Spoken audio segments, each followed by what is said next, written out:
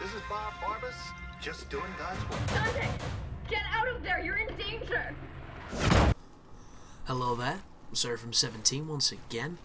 This is my DMC, Dante Must Die Difficulty video walkthrough. This is Mission 4, this is familiar territory, this is Underwatch. So anybody that played the demo will recognise this level. What you might not recognise is the enemy placements, because I watched the stream when the PR guy from Capcom was playing through this particular demo level on Dante Must Die, and I do not think it had the same enemy placements as it does on this. That being said, I couldn't really make too much of an estimation because the person playing was dying a lot on the early fight, so he didn't get that far into the mission. But I don't remember seeing a witch, and you're going to fight a witch on one of these sequences, and the witches are really bad news, they really are. I'm not a fan of them at all, and I'm not a fan of them because there doesn't seem to be a guaranteed, you're going to have to bear with me here folks, my fucking language skills are dying today. There doesn't seem to be a guaranteed way of killing the witches, and I found a sneaky way of getting through their shield, which can be quite dangerous, but it's also quite fun.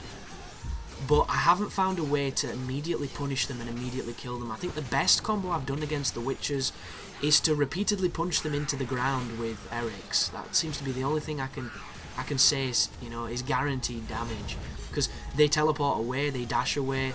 They also have a massive knockback. They seem to fly for some serious distance. But these first few guys is just a mixture of the normal Stygians. I can't remember the name of the other stuff. I'm so terrible, guys. I really am.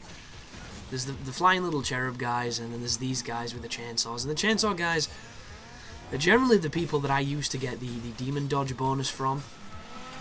Because anybody who's new to this series, or I say series, anyone who's new to this game and new to the fastest way to deliver damage and increase your style rating is using a technique known as demon dodging, which is what I just did there. It is holding the right trigger, dodging the attack at the last possible instant, getting the slowdown, and then for the next few seconds you'll notice Dante gets a damage and a style buff. And it's brilliant. It definitely seems to be the most powerful aspect of this game, and a lot of people have problems with it. I don't have any problems with it. During the demo I kinda did, but then I've played a little bit more of the game now. I've actually played the game, and you come up against enemies where the demon dodge is just not that valid at all. Certain enemies require certain things, and it's one of those situations where you don't have to do it, but you can do it, and I personally enjoy it. And the thing that I don't understand with all the people that are bitching about this particular technique is every single Devilmaycry has had something that did massive damage and built your style meter extremely quickly, and if you were skilled enough or you were knowledgeable enough, you could exploit that factor into massive points and massive damage. For the people that aren't as versed as some that comment on these videos and don't know about the different games, on the first Devilmaycry, one of the quickest ways to destroy things and to build Devil Trigger was to do the roll cancelled grenade launcher shots. And if you don't know what that is, I'll go into a little bit of further details for you if you haven't watched my guide or any videos. Basically, when you fire the grenade launcher on Devilmaycry 1, there is a recovery frame of the animation of that attack. And if you roll or jump, you cancel out of that animation, which enables you to pretty much rapid fire this grenade launcher that was never intended to fire this fast. And what happens there is, even if the enemies block the grenade launcher, it still builds a lot of Devil Trigger. And you build Devil Trigger significantly quicker on the first game. Combine that with some well-placed taunts, and you can have an endless supply of massive damaging grenades, Devil Trigger grenades, whatever you want. No one complained about that. Don't get me wrong, it's not the most enjoyable thing to watch, but it's effective, and it does exactly what you need it to do on that game. Nothing wrong with it whatsoever. I don't know what you would count on the second game, because if I'm completely honest, I've omitted it from my memory. The third game was the Devil Trigger Flux. This was a move that I didn't even know existed because I played the game when I was pretty young, and, I just used to beat people up. I wasn't that good, and then when I delved deeper, I discovered this technique, and anybody who doesn't think that the Devil Trigger Influx Explosion is you know, any less than the demon dodge is a moron. An absolute moron. Because the dodge on this game requires timing. It requires the same kind of timing that the witch time does on Bayonetta, and nobody complained there. You know, it just seems to be this ridiculous situation. But for people that don't know Devilmaycry 3 all that well, the Devil Trigger explosion, if you had Devil Trigger, which you could build on that game with ease, you could take any enemy, regardless of how pathetic they were, you could stand near them and you could taunt. An ability that you could do endlessly until you filled every single rune of Devil Trigger. Then from there you can hold the Devil Trigger activation button, which starts to charge. You notice that there's a nice little animation on the glyphs on the screen, and when you fully charge all of them, you can be playing on the hardest difficulty on that game. You can run into a crowd of 10 enemies deep, you can release the button you've been holding for the last few seconds, and you will murder every single one of them and get the highest style rating available. How is that any different to demon dodging? And the answer is, it isn't. People are just fucking retards.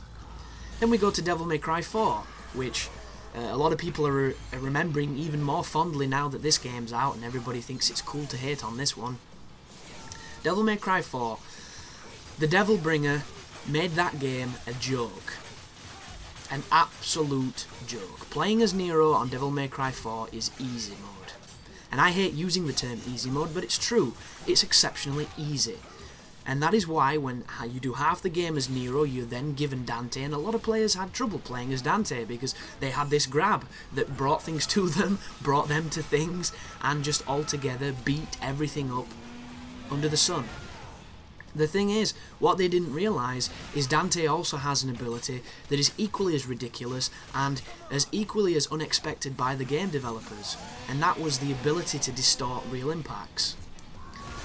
And I don't mean to sound condescending or patronising to anybody here when I'm saying, you know, if you're not aware of the game, I'm going to go a little bit deeper to explain what these mechanics are, because not a lot of people do know them. And all the good players seem to think everybody knows every fucking mechanic, and they don't seem to realise that they are a niche community. They are a community of players that have put more time into this game than they have girlfriends. So, not everybody knows this stuff, but a real impact is a move with Gilgamesh. It came from Beowulf in Devilmaycry 3. There might have even been an Ifrit equivalent, I can't remember. I think there is an uppercut equivalent. And all it is a 3-point uppercut where Dante rears back, he hits the enemy, he then rises with the enemy, and it does a lot of damage. And what players discovered when they experimented is if you turn Devil Trigger on and off during the animation of this attack, because it's all one set animation, you could stretch the damage multipliers on the attack, because obviously you get a damage bonus, and I believe the instant you activate Devil Trigger, you get an even bigger damage bonus. There's a whole bunch of science behind it that I never really looked into it because the technique was so ridiculous. And if you've never done this, guys, and you've played Devilmaycry 4, load it up, go to Vergil, or is it Belial, or what's the fucking frog guy called? I can't remember. Load up any of the bosses as Dante, run up to them, either dodge their attack if they attack you quickly, or just do the attack if you've got enough time. Do the real impact. The instant you make contact with the boss, start pressing the Devil Trigger button. On and off, on and off. There's no real finesse to it. You can do some fucking hammer in, thank you very much. There's no real finesse, there's no real timing. Just press it on and off. You'll see Dante's profile stretch and go all weird, because it tends to do that. And watch the life bar. If you're playing on normal, you'll probably one-shot the boss. God damn it, fucking... I can't get a break at all with these commentaries, I really can't. But if you're playing on normal, you'll probably insta-kill him. If you're playing on Dante Must Die, it'll take 2 or 3 more, but you know what I mean? 2 or 3 attacks to kill a boss on the hardest difficulty, that's pretty fucking ridiculous. But guess what, guys? Nobody complained. And it's because it's mechanics that come about gameplay that people figure out that destroy the challenge of the game. But the luxury is, you don't have to use them. You really don't. And you also don't have to go into other people's videos and tell them how to play. Because at the end of the day, you know, welcome to the internet. This is the hub of people doing things that you probably won't like or disagree with, and they don't care a single piece about what you feel about that, because that's what it is. You know? It seems very, very strange. And people might think that I'm justifying what I'm doing in the videos here with this little statement, but this is just an analysis of really strange-minded folk. Like, you know, if you really want to get the ultimate challenge out of a game, play it with one hand, then come back, you know? You don't need to tell people that they should and shouldn't play a game a certain way, especially when it has absolutely nothing to do with another human being. Like, this is a game that is pretty challenging. It's not in the same ballpark as the old ones, but it's still pretty challenging. So why does anybody think they have the right to tell people that they shouldn't do a move? I don't get that at all, and I find it very strange. And this is a walkthrough where I try and make these scenarios as simple as I can, with strategies that anybody can pick up and play at any skill level, and it doesn't necessarily require any kind of timing to help them get through the game. That's what this is designed to do. This is not me declaring any kind of skill. This is not me saying, hello internet, I'm fucking brilliant. This is me literally helping people who don't have the time that I have right now to invest in this game. And they want to get through it, you know, with as little stress as they can. And that's what it is. That is the innocence of a walkthrough. But unfortunately, the malignancy that is the internet and the general consensus of a lot of people on here is complete negativity. It's unnecessary, but it's a necessary evil, I guess, for us to appreciate the people that have something constructive to say and have something nice to say. And if you notice, on the difficulty below this, those first two enemies there were the lady flying things that I don't know the name of because I'm terrible when it comes to that stuff, which I find is strange because the cherubs that I just killed are significantly easier than those crazy feathered lady things that I shoot with the shotgun. Did you see that just then, guys? That was a button fail, because I'm still new to this game, folks. You know, I'm just like everybody else. The game came out today, you know. I've been playing it for 2 days because I got it early because I got lucky, and everybody's learning, and I cannot wait until, you know, the first few weeks, the first month goes through, where all the really, really good players that have been playing this series for a long time completely devour and destroy this game, and they find out the easiest way to do everything and all the really cheeky loops and all the super cool techniques and tactics that beat things, because as it stands, I'm super curious to find a really fast way of killing the Dream Runners. I've killed them pretty quickly doing, you know, well-timed, fully charged drives with demon dodge bonus to strength. I've killed them in various other ways, but there isn't no guaranteed, you know, this is a super awesome, cool way to do it, because I've just not figured it out. Same with the Witchers. Aside from punching back the projectile, speak of the fucking devil. I don't know if we've seen one so far. I think we might have, but this is a witch. And these are one of the most annoying enemies on the game for various reasons. The blue shield around her gives her complete immunity to everything except for angel weapons. The shield itself takes a massive beating. She can also give it to enemies around her, so you can't even focus on killing the enemies because she's going to buff them. It's a really awkward situation, and you'll notice I've gone straight for using Devil Trigger. The cool thing is, the Devil Trigger will immediately pop her out of the ball if she's in it, and then you can proceed to use its strength increase to punish her as best you can. When you're close to her and she still has the shield, she can do a charged area of effect technique that you want to be careful of, but you can dodge it if you've got good timing, or you can just get out of the radius of it. When you're at a distance, she's going to summon the ice crystals from the ground, which do a lot of damage, and they will damage you for every second they are there. It's not just the initial, you know, drive from up through the ground. The classed as an environmental hazard afterwards, which is kind of cheap, but it's how it is. And just look at this. We've gone from a very comfortable encounter, fighting dudes, having fun, to getting hit repeatedly, you know, going into, you know, panic mode, because she's changed the game that much. And that's what this enemy does.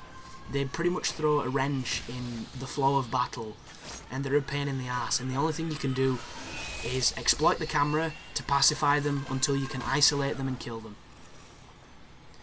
And for anybody that doesn't know what I mean by the camera, Devilmaycry games work off a system whereas if you are not looking at the enemy, it generally cannot aggro against you. This is not Ninja Gaiden, this is not, you know, various other games that have done it. This is fair.